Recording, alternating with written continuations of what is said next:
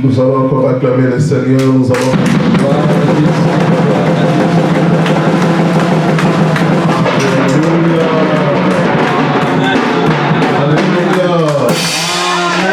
Bien-aimés, nous allons prendre place dans la présence de Dieu, dans la maison de Dieu. Et bien-aimés, l'heure est venue, l'heure a sonné, où nous voulons encore écouter Dieu parler à son Église. Alléluia. Bien-aimés dans le Seigneur, que Dieu vous bénisse pour la disponibilité, que Dieu vous bénisse pour les sacrifices que vous avez faits encore ce soir, pour être là dans la présence de Dieu, pour être là dans la maison de Dieu. Bien-aimés, c'est un choix meilleur, c'est le choix de la sagesse que nous avons tous encore fait ce soir, d'être dans la maison de Dieu. Et plus loin, je vous dirais même que c'est le choix de la vie. Amen. Et c'est un choix qui procure la vie que nous venons tous de faire ce soir. Beaucoup ont préféré rester dans la maison. Beaucoup ont préféré s'évacuer dans leurs activités. Parfois des activités qui conduisent à la mort. Parfois les activités qui paieront rien du tout. Mais vous, ce soir, vous avez fait le choix de la vie. Vous avez fait le choix de la sagesse. Dieu a dit dans Deutéronome 30, il dit, j'ai mis devant vous la vie et la mort, la bénédiction et la malédiction. Il dit, choisis la vie afin que vous viviez. Toi et votre famille. Le Seigneur nous donne un conseil de choisir la vie afin que nous puissions vivre. Non seulement nous, mais également nos familles. C'est-à-dire en faisant ce choix, nos choix influencent même la destinée des gens qui sont tout autour de nous. Nos choix influencent la destinée de notre famille. Nos choix influencent notre avenir. Beaucoup ont eu du mal dans leur vie parce que le choix de leurs parents n'était pas bon. Et du fait que nos choix, bien aimés dans le Seigneur, fait participer aussi nos enfants à l'alliance. Et beaucoup d'enfants aujourd'hui sont victimes parce que leurs parents avaient fait un mauvais choix. Oh, mais lorsque nous allons choisir la vie, nous allons vivre, nous, notre postérité également, va pouvoir bénéficier du meilleur choix que nous pouvons faire aujourd'hui. Alléluia. Amen. Beaucoup étaient en prison pour des crimes qu'ils n'avaient pas commis. Beaucoup voyaient des portes se fermer devant eux pour les erreurs qu'ils n'ont pas fait. Pourquoi? Parce que parfois nos choix influencent notre destinée. Cela peut influencer en bien comme en mal. Et cela peut avoir aussi de l'impact sur la vie de ceux qui marchent avec nous. Beaucoup ont été arrêtés. Beaucoup se sont retrouvés en prison. Tout simplement parce qu'ils marchaient avec X. Parce qu'ils marchaient avec telle personne. Mais quand la vie de recherche était lancée, on n'arrivait pas à mettre la main sur la personne. Mais on commence à déstabiliser les gens de son entourage pour qu'il révèle l'endroit où, bien aimé, les suspects se cachent. Nous, on a fait un bon choix. Raison pour laquelle Dieu décide encore ce soir de nous apporter ses conseils pour notre orientation.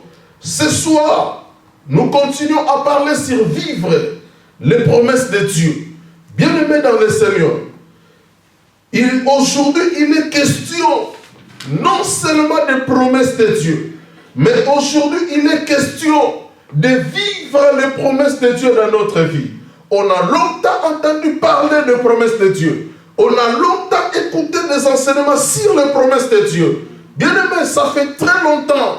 On nous a parlé sur les promesses de Dieu. Mais nous, ce soir, nous sommes revenus. Non pour parler tout simplement des promesses, mais pour nous montrer des astuces, pour nous montrer des pistes, pour nous montrer des terrains, pour nous enseigner sur un grand nombre d'éléments qui feront que nous puissions vivre les promesses de Dieu.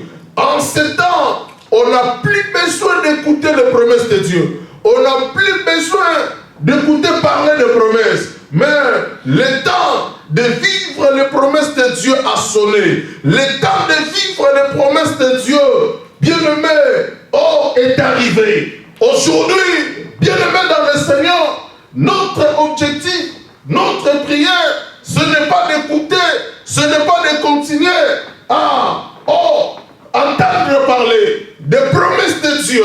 Mais nous sommes arrivés à un stade où nous voulons que des promesses qu'on a entendues, nous voulons que des promesses qu'on a écoutées, les enseignants prêchaient, des prédicateurs prêchaient. Bien-aimés, nous voulons en ce temps, dans cette époque, vivre maintenant ces promesses. Un serviteur de Dieu a dit, mon oreille a entendu parler de toi, mais aujourd'hui, mes yeux t'ont vu. Bien-aimés, c'est l'heure d'expérimenter. C'est l'heure que les promesses de Dieu devaient se concrétiser, se réaliser dans notre vie. C'est le moment d'expérimenter cela. C'est le moment de vivre cela. Parce que lorsque nous parlons sur les promesses de Dieu, cela n'est pas un simple slogan. Cela n'est pas quelque chose pour satisfaire notre entendement. Mais bien aimé, s'il y a des promesses de Dieu, ces promesses ont été faites pour nous. Et bien aimé, l'heure a sonné pour nous de vivre ces promesses. Raison pour laquelle nous voulons vraiment réveiller l'Église. Il y a des choses que nous voyons que c'est normal. Il y a des choses que nous tolérons parfois. Il y a des choses que nous embrassons, que nous acceptons. Bien aimé, il est temps de dire stop. À certaines choses, il est temps de dire stop. Bien aimé, aux choses qui n'honorent pas notre vie, qui ne glorifient pas Dieu dans notre vie. Il est temps de vivre les promesses de Dieu dans notre vie. Bien aimé, ce soir, nous allons vraiment aller sur ce terrain-là, de voir les astuces, de voir les choses qui peuvent, qui feront que des promesses de Dieu se réalisent vraiment dans notre vie. Je vous ai parlé le dimanche dernier en disant que les promesses, la promesse, c'est un acte unilatéral par lequel une personne prend l'engagement de donner, de faire ou de ne pas faire. Les promesses, c'est un acte unilatéral par lequel une personne prend l'engagement. Là où nous voyons la promesse marche de pair avec l'engagement. Quand une personne te fait une promesse, c'est-à-dire dans son esprit, il prend un engagement. Et cet engagement consiste soit à faire quelque chose, soit à ne pas faire. Parce que les promesses ne sont pas seulement dans l'aspect positif des choses, mais les promesses peuvent aussi être dans son aspect négatif. Je reconnais le criminel de mes parents, c'est-à-dire je lui fais la promesse de pourrir sa vie tant que je vivrai. C'est une promesse, bien que son aspect apparaît négatif, mais c'est une promesse. C'est-à-dire, je prends l'engagement après avoir découvert que c'est celui-là ou c'est celle-là qui est l'auteur du décès de mon père. Et bien aimé, je prends l'engagement. Je lui fais une promesse. Donc c'est un acte unilatéral par lequel l'homme prend la décision de pourrir la vie de l'autre. Mais nous, lorsque nous parlons sur vivre les promesses de Dieu, c'est-à-dire toutes les belles choses que Dieu a a mentionné dans la Bible pour son peuple. Bien-aimé, oh, tant que nous ne vivons pas cela, personne ne croira à ce Dieu, personne ne croira à la Bible. Mais si nous lisons la Bible avec beaucoup d'empressement, si nous lisons la Bible avec beaucoup de motivation, bien-aimé, c'est parce que nous savons que les promesses de Dieu doivent s'accomplir dans notre vie. Et nous lisons la Bible aussi pour connaître ces promesses-là, pour comprendre ces promesses-là et voir jusqu'où Dieu peut aller avec son peuple. Et bien-aimé dans le Seigneur, oh, je vous ai dit, l'engagement, oh, c'est aussi une action de se lier ou par une promesse. Et je vous ai dit aussi l'engagement, c'est une convention, soit un contrat. Et bien aimé, l'engagement c'est une convention. L'engagement c'est aussi un contrat. Donc je signe un contrat et bien aimé dans le Seigneur, ça c'est les promesses. Les promesses c'est un contrat que Dieu a signé pour son peuple. Les promesses c'est la convention de Dieu.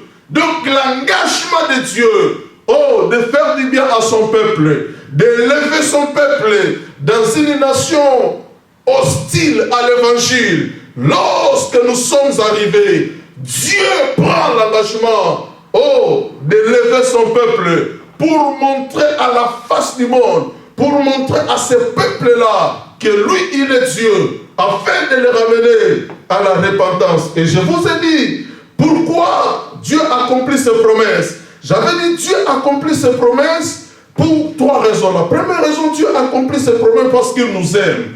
Dieu n'accomplit pas ses promesses parce qu'il a peur de nous. Dieu n'accomplit pas ses promesses pour des raisons, qui ne sont pas vraiment liées à sa divinité. Mais Dieu accomplit sa promesse tout simplement parce qu'il nous aime. L'amour, c'est un élément principal qui donne même la force au royaume de Dieu. Raison pour laquelle on peut pas crier, pourquoi Dieu ne tue pas des sorciers? Pourquoi Dieu ne tue pas des occultistes? Pourquoi Dieu ne tue pas les gens qui commettent des crimes, les gens qui pourrissent la vie des autres? Bien aimé, Dieu n'est pas un homme. Dieu est Dieu. L'amour, c'est son langage. L'amour, c'est son identité. L'amour, bien aimé, c'est sa nature. La Bible dit notre Dieu est amour. Dieu accomplit ses promesses parce qu'il nous aime. Bien aimé, c'est d'abord l'amour de Dieu qui compte. Ce n'est pas d'abord notre personnalité. Ce n'est pas d'abord ce que nous représentons devant lui. C'est d'abord son amour. D'abord son amour. Et Dieu accomplit sa promesse pour établir la différence qui existe entre lui et l'homme. Bien aimé, l'homme promet, mais il ne réalise pas. Si Dieu accomplit ses promesses dans notre vie, c'est parce qu'il a besoin d'établir tout simplement la différence entre lui et un homme. Et je vous ai dit la troisième des choses. Dieu accomplit ses promesses pour fixer une ligne de conduite que l'humanité doit suivre. Lorsque Dieu essaie de rester cohérent dans sa divinité, dans sa nature, et bien aimé, c'est pour fixer une ligne de conduite que l'Église doit suivre aussi. Et bien aimé, aujourd'hui, je vous ai parlé aussi sur les 4 niveaux de promesses de Dieu. J'ai dit les promesses de Dieu envers Israël. Deuxième niveau, les promesses de Dieu envers l'Église. Et troisième niveau, les promesses de Dieu aux nations, c'est-à-dire aux païens. Et quatrième niveau, les promesses individuelles de Dieu. Et bien aimé, nous entamons tout de suite les promesses individuelles de Dieu aujourd'hui. Les promesses individuelles de Dieu. Là où nous allons aller plus loin pour parler sur les astuces, les éléments qui feront que nous puissions vraiment expérimenter les promesses de Dieu.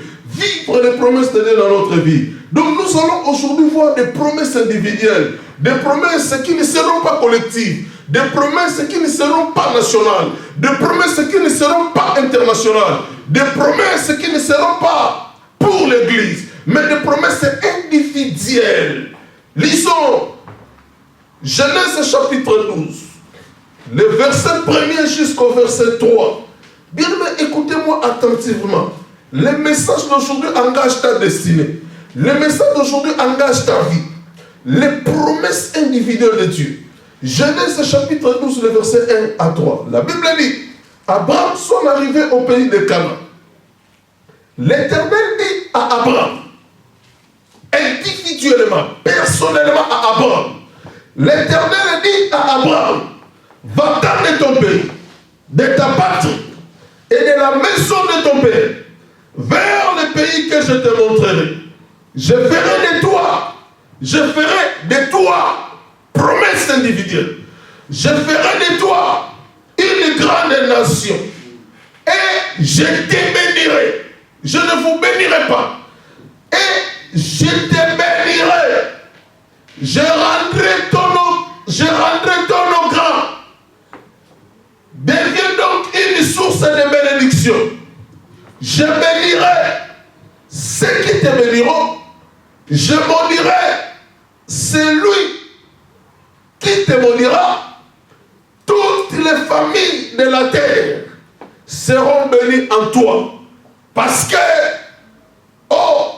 bien-aimé, ici il s'agit de promesses individuelles, mais qui fera aussi bénéficier ceux qui sont proches de nous, ceux qui sont tout autour de nous.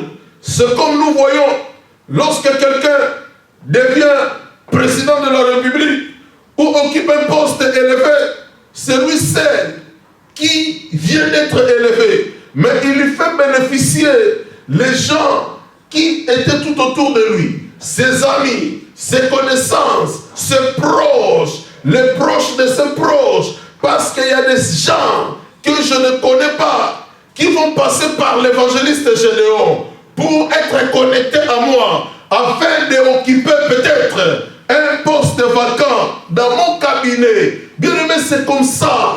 Et nous parlons sur des promesses individuelles. Un jour, Dieu croise Abraham. Il croise Abraham sous la tente de son père, âgé de 75 ans. Dieu l'appelle. Il dit à Abraham, quitte ton pays, quitte ta patrie, quitte la maison de ton père, dirige-toi là où je te montrerai. Et là où tu iras, là où je te guiderai, là où je te conduirai, là où je te montrerai, voici ce qui t'arrivera, voici ce que je ferai de toi. Le Seigneur arrête un certain nombre de promesses qui doivent s'accomplir dans la vie d'Abraham si il saisit la parole de Dieu, si il saisit. Oh, l'ainsi dit l'Éternel. Bien-aimé, Abraham n'a pas hésité. Abraham n'a pas posé de questions. Abraham n'a pas eu le temps de questionner Dieu. Est-ce que là où je dois aller, il y a un lit pour moi, il y a une école pour mes enfants? Est-ce que là où je dois aller, comment je dois vraiment vivre? Abraham n'avait pas posé de questions. Lorsqu'il a entendu la parole de Dieu, lorsqu'il a saisi ainsi dit l'Éternel, aussitôt il se leva et il a pris la route. Il partait où? Il ne savait pas. Il partait où? Sa femme ne savait pas. Ce voyage prendra combien de temps? Il ne savait pas. Qu'est-ce qu'il devait manger? Il ne savait pas. Donc, c'est-à-dire, il s'est lancé dans un voyage sans connaître la suite, sans connaître, bien aimé dans le Seigneur, sans avoir des explications même claires à donner à sa femme. Il s'est lancé dans ce pèlerinage, dans cette aventure, dans ce voyage, sans connaître les enjeux, sans connaître les mécanismes, sans connaître, bien aimé, ce qu'il attendait. Parce que là où nous sommes, nous connaissons les réalités, nous savons ce qui se passe. Là où, bien aimé dans le Seigneur, là où on ne connaît pas, là où on n'a pas encore eu l'opportunité d'arriver, on ne connaît pas les réalités, on ne connaît pas ce qui se passe là-bas. Donc Abraham s'est lancé dans une vie comme ça. C'est ce qu'on appelle vraiment une vie d'aventure, mais guidé par l'Éternel, occasionné par Dieu lui-même. Abraham s'est lancé et Dieu lui a promis des choses. Il lui a dit, dans le verset 1er du chapitre 12 de Genèse, que nous venons de lire, va-t'en de ton pays, de la maison de ton père, là où il est à l'est, là où il a un toit, là où il a, oh, quand même, des chaises pour bien s'asseoir, un lit pour bien dormir. Mais il devait quitter cette zone de confort pour aller vivre où il ne savait pas.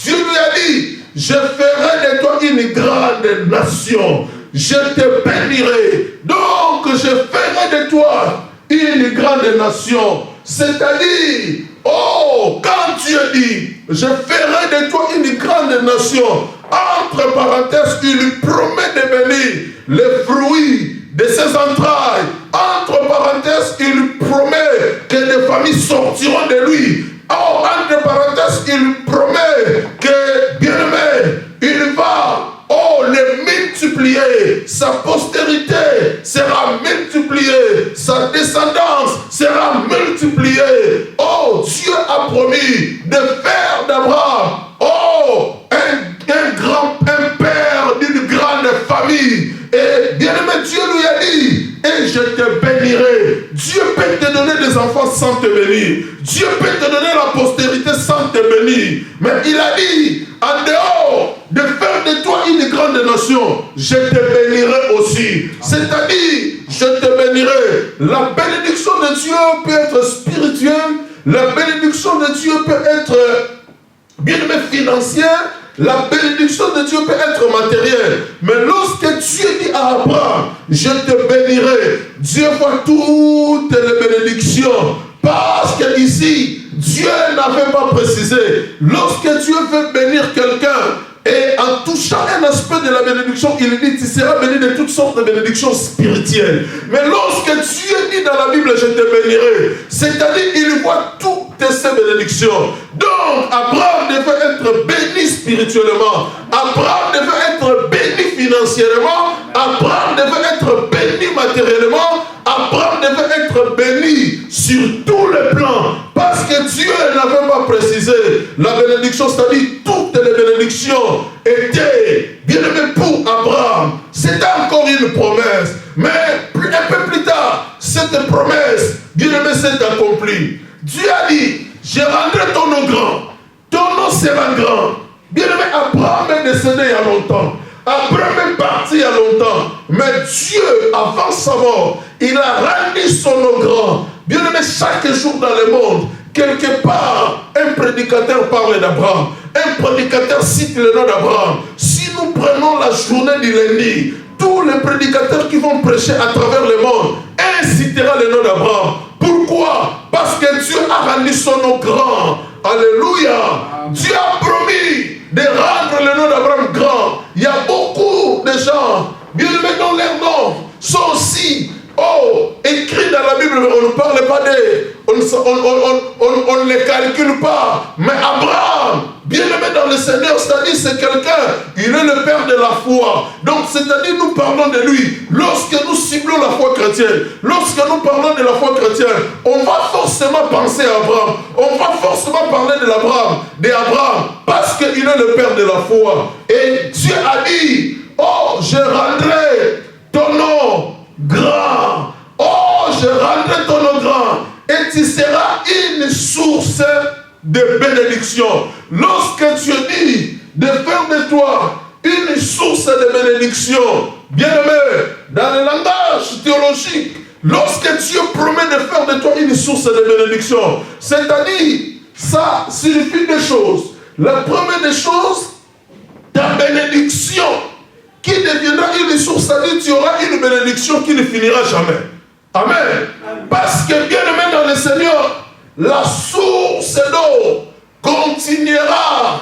Même si nous, dans nos maisons, nous n'aurons pas de l'eau, nous serons privés de l'eau. Mais si nous nous rendons à la source, nous trouverons de l'eau. C'est-à-dire, Dieu a dit à Abraham, il fera de lui une source de bénédiction. C'est-à-dire, Dieu a promis de donner à Abraham une bénédiction qui va l'accompagner jusqu'à sa tombe, qui va l'accompagner jusqu'à sa mort. Parce que cette bénédiction ne finira pas un jour, parce que c'est une source de bénédiction. Et lorsque la Bible parle d'une source, dans le langage théologique aussi, la Bible essaie de nous expliquer aussi que cette bénédiction qui deviendra une source, beaucoup de gens aussi vont profiter de cela. Parce que c'est une source. Beaucoup de gens viendront aussi puiser. Beaucoup de gens viendront aussi s'en servir. Beaucoup de gens viendront aussi, bien aimé, trouver leur satisfaction dans la source. Parce que la source, bien aimé dans le Seigneur, fait profiter plusieurs personnes. Dieu a promis de rendre à Abraham une source de bénédiction, c'est-à-dire il sera toujours béni, il sera toujours en haut, il sera toujours la tête et non la queue. Et bien aimé, cette bénédiction, même les gens de plus loin, même les autres personnes peuvent en bénéficier. Et Dieu continue, il dit, je bénirai ceux qui te béniront, c'est-à-dire toutes les personnes qui béniront Abraham seront bénies. Toutes les personnes qui parlera bien d'Abraham, Dieu se souviendra de lui, la faveur de Dieu sera sur lui. Et Dieu a dit à Abraham, toutes les familles, et celui qui te maudira sera aussi maudit. Et toutes les familles de la terre, toutes les familles de la terre seront bénies en toi. Comment cela peut être possible?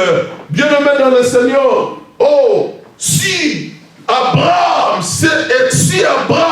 des familles de la terre, les côtois sont en alliance avec lui, ces familles-là seront aussi bénies. Raison pour laquelle dans la Bible on cherche à faire des alliances avec des gens que Dieu a élevés, avec des gens qui ont bien aimé un mandat avec Dieu. Les gens cherchent à marcher avec ces gens-là. Les gens cherchent à faire des alliances parce que Dieu a dit à Abraham, toutes les nations de la terre, toutes les familles de la terre seront bénies par toi. Bien aimé, nous voyons lorsque Dieu décide d'élever quelqu'un, Dieu passe par des promesses. Je ferai ça pour toi, je ferai ça pour toi, je ferai ça pour toi. Ici, nous voyons des promesses qui n'étaient pas faites pour l'Église en général, mais ici, nous voyons des promesses individuelles de Dieu faites à Abraham.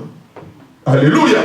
Nous voyons des promesses individuelles que Dieu a fait à Abraham. Alléluia. Et sa famille a bénéficié de ces promesses. Le monde aussi a bénéficié de ces promesses parce que toutes les familles de la terre seront bénies par lui. Amen. Alléluia. Bien-aimés, nous parlons sur des promesses individuelles. Mais, bien-aimés, comment les promesses de Dieu? Parce que notre grand thème, c'est vivre les promesses de Dieu.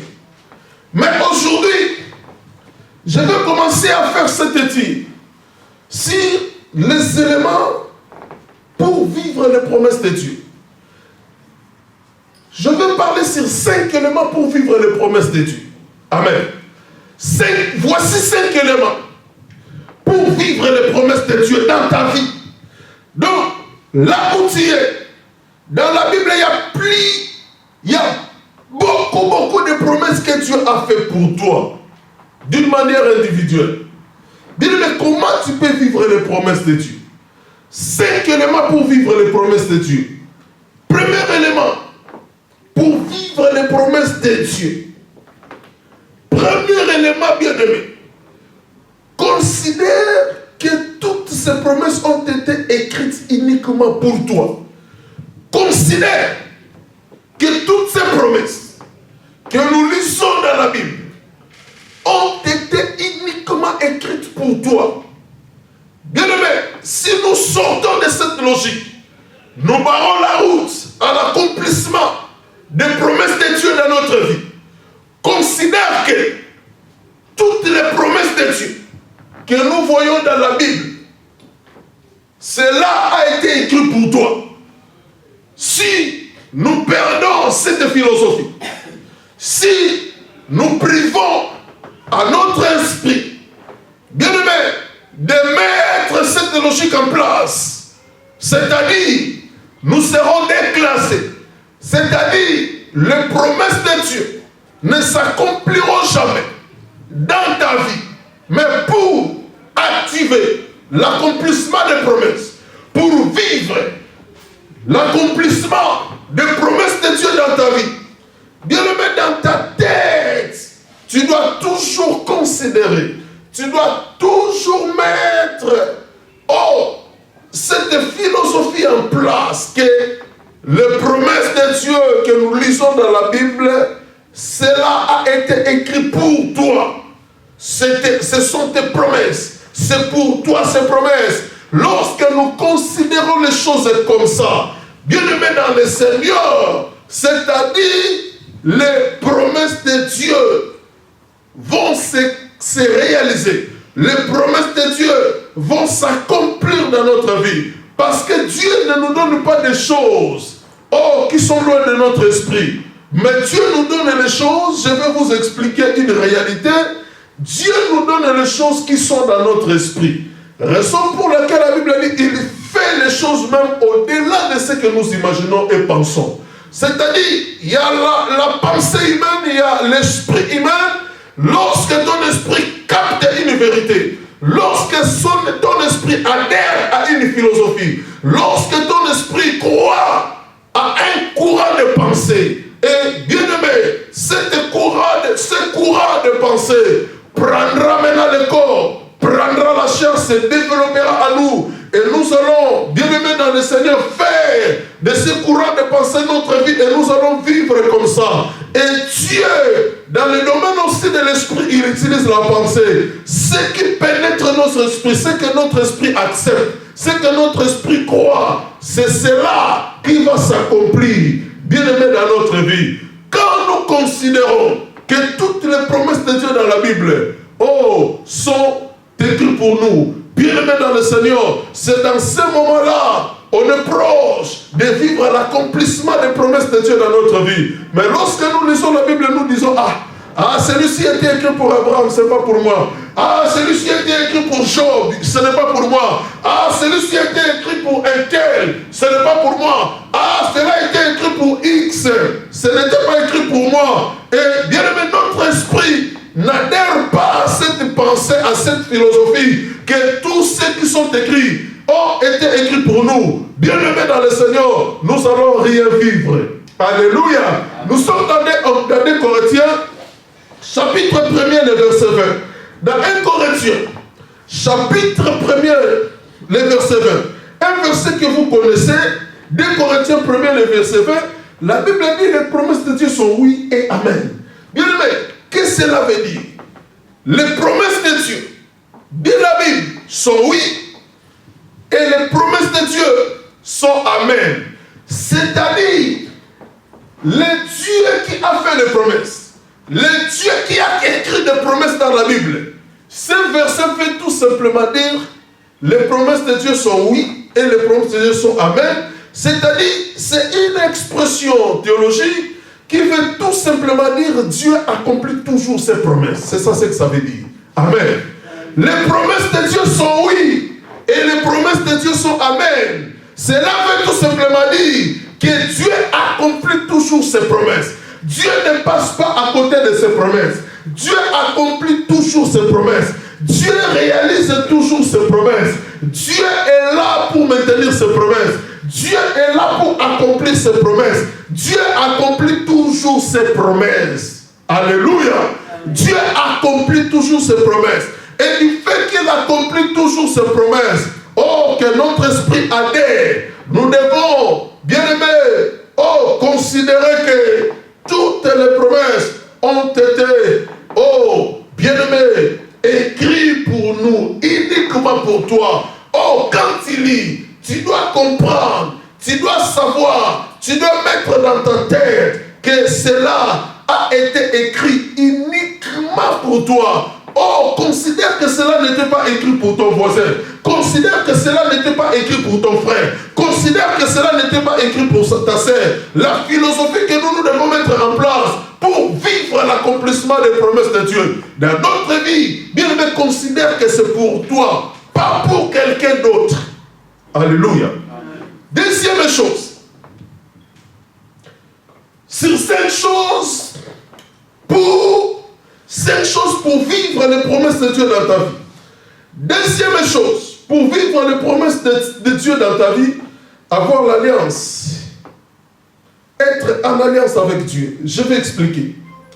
Être en alliance avec Dieu. Bien aimé, dans le Seigneur, c'est bien, c'est important de lire même la parole de Dieu. Vous savez, Dieu a marché beaucoup plus avec nos prédécesseurs parce que nos prédécesseurs maîtrisaient quelque chose qui nous échappe aujourd'hui. Je ne suis pas différent d'Élie. Je ne suis pas différent de Paul. Je ne suis pas différent de Samuel. Je ne suis pas différent de Moïse. Mais là, les problèmes se posent au niveau de la compréhension de Dieu. Donc, l'incompréhension de Dieu. La Bible dit, c'est les hommes de la même nature que nous. Mais leur compréhension de Dieu était autre par rapport à celle que nous développons aujourd'hui lorsque nous nous approchons de Dieu. Les gens de ce temps-là, nos prédécesseurs, avaient l'habitude de marcher avec Dieu en faisant des alliances. C'est-à-dire, nous allons voir les gens de ce temps-là essayer toujours à tout prix faire des alliances avec Dieu. On va voir Anne. On va voir Anne. Elle fait un vœu. Elle fait l'alliance avec Dieu. Que Seigneur, si tu me donnes un enfant mâle, je le consacrerai à ton service. Nous allons voir les gens de ce temps-là. Quelqu'un qui part en guerre. Il fait l'alliance avec Dieu. Si je vais aller à la guerre, si tu me donnes la victoire, dans mon retour, oh, celui ou celle qui viendra en premier à ma rencontre, je le sacrifierai à toi. Et ce jour-là, après la victoire, quand il est rentré à la maison, c'est sa fille qui venait à sa rencontre. Il prend sa fille, Jephthé, il sacrifie sa fille, il lui donne sa fille comme offrande à Dieu. Et l'enfant était décédé. Parce que l'enfant était sacrifié à Dieu. Alléluia.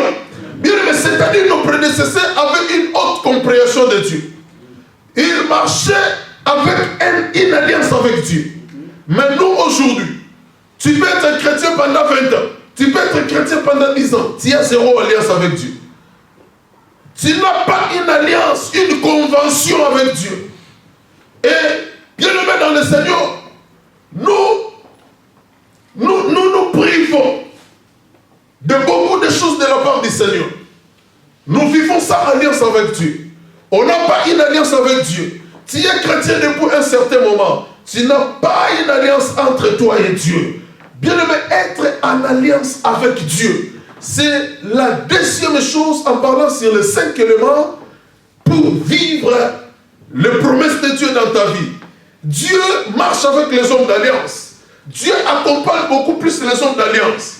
Et même la manière dont le monde spirituel fonctionne, les gens qui ont l'alliance avec Dieu, c'est des personnes dangereuses. C'est des personnes dangereuses. C'est des gens très dangereux. Et c'est des gens, si tu essaies de l'attaquer, tu mets ta vie en jeu. Tu mets la vie de ta femme en jeu, la vie de ton mari en jeu, la vie de tes enfants en jeu, la vie de toute ta famille en Dieu. En jeu. Pourquoi? Parce que c'est quelqu'un qui a l'alliance avec Dieu. Amen. Alléluia. Amen. Les hommes d'alliance, les gens qui ont fait l'alliance avec Dieu, Seigneur, moi, toute ma vie, je te servirai. Amen. Seigneur, moi, toute ma vie, je ferai ça pour toi. Il a une alliance avec Dieu. Il rappelle cela Dieu dans la prière. Il rappelle cela Dieu quand il prie. Il se donne à cette alliance. Il pratique cette alliance. Il alimente cette alliance. Oh, bien aimé dans le Seigneur, il recharge cette alliance. Comme nos batteries, parfois, deviennent faibles. Il faut brancher. Bien aimé, il renouvelle. L'alliance aussi, ça se renouvelle. Il renouvelle cette alliance avec Dieu. Il alimente cette alliance avec Dieu. Comme nous alimentons nos comptes. Bien aimé dans le Seigneur, c'est la même chose que nous faisons. Beaucoup aujourd'hui vivent dans notre époque, dans notre génération, dans ces temps-ci, les temps de la grâce. Beaucoup n'ont pas l'alliance avec Dieu. Tu vis, tu n'as rien comme alliance avec Dieu. Les hommes d'alliance, Raison pour laquelle quand la mort même arrive dans la vie de certains, on rappelle à Dieu l'alliance. Toi et moi, on est en alliance. Il y a ça et ça. Bien-aimé, et parfois tu échanges les données en ta faveur au nom de l'alliance que tu as avec lui. Alléluia. Alléluia. Oh, il y a des ceux-là qui étaient jetés dans des citernes, dans des fosses oignons. Oh, bien-aimé, dans les fours, dans les feux. Mais comme ils étaient des hommes d'alliance, ils avaient l'alliance avec Dieu. Les feux ne pouvaient pas les consumer. Les lions ne pouvaient pas les déchirer. Et la citerne ne pouvait pas l'avaler. Parce que c'était des hommes d'alliance. Nous, aujourd'hui, nous vivons, on n'a pas d'alliance avec Dieu. Comment nous espérons que les promesses de Dieu s'accompliront dans notre vie? Tout homme qui vit, qui connaît Dieu, doit avoir même une alliance ou deux avec Dieu. Amen. Alléluia. Alléluia. Psaume chapitre 89, le verset 34. Psaume 89, le verset 34. Dieu dit, je ne violerai pas mon alliance avec toi, ni la nuit, ni le jour. Le Seigneur promet, Dieu promet, il lui fait aussi la promesse que mon alliance avec toi ne sera pas violée, ni le jour, ni la nuit. C'est-à-dire, je respecterai mon alliance que j'ai avec toi. C'est-à-dire, je n'aurai ma part. Je serai vraiment engagé. Je protégerai cette alliance. Je dois défendre l'alliance qu'on a avec toi. Si Dieu dit, je ne violerai pas mon alliance que j'ai avec toi, ni le jour, ni la nuit. Et bien aimé, est-ce que toi, tu as cette alliance avec Dieu? Parce que c'est l'alliance qui garde l'homme longtemps en vie. C'est l'alliance qui garde l'homme longtemps. Oh, avec la grâce et les bénédictions de Dieu. C'est l'alliance qui fera que Dieu accomplisse tes promesses dans ta vie. Bien-aimé, sois en alliance avec Dieu. Sois en alliance avec Dieu. Il y a des gens, même s'ils sont malades, ils viennent à l'église. Il y a des gens, même si la santé ne leur permet pas de venir à l'église, ils viennent à l'église parce que c'est l'alliance qu'il a fait avec Dieu. Seigneur, moi-même, si je suis malade, je serai dans ta présence. C'est une alliance. Amen. Et cela ouvre la porte à l'accomplissement des promesses de Dieu. Tu vivras les promesses de Dieu. Les promesses de Dieu vont s'accomplir dans ta vie. Oh, si tu vas mettre en place ces choses, nous continuons le dimanche prochain et je vous invite nombreux. Tenons-nous debout, prions le Seigneur. Dis à Dieu de se souvenir de toi. Dis à Dieu d'accomplir ses promesses dans ta vie. Dis à Dieu de t'accompagner. Dis à Dieu de te bénir. Dis à Dieu de déverser sa grâce sur toi. Dis à Dieu que ces promesses, que tu puisses les vivre dans ta vie. Au nom de Jésus, prions le Seigneur. Alléluia. Le Dieu de promesses. Le Dieu de promesses.